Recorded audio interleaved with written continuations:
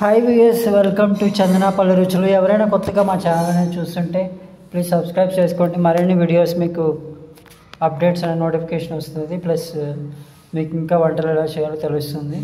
ముందుగా అలసందలు కూర ఎలా చేయాలో తెలుసుకుందాము.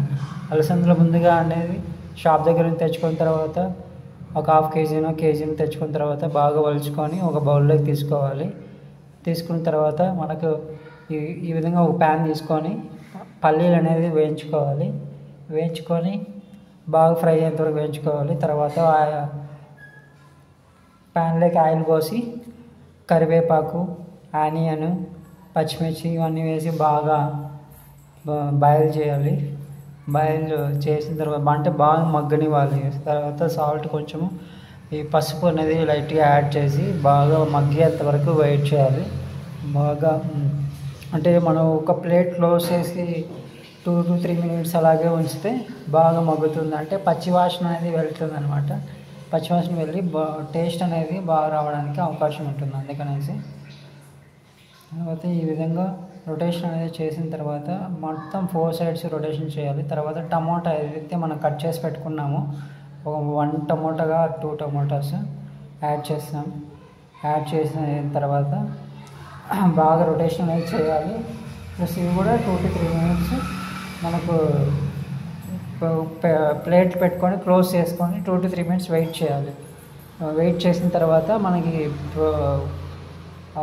అవన్నీ మొత్తం అనేది మనకు బాయిల్ అనేది బాగా అవుతుంది అనమాట.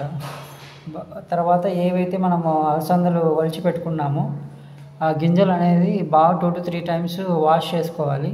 వాష్ చేసుకున్న తర్వాత యాడ్ చేస్తాము ఆ ప్యాన్లోకి. యాడ్ చేసిన తర్వాత బాగా రొటేషన్ అనేది చేయాలి.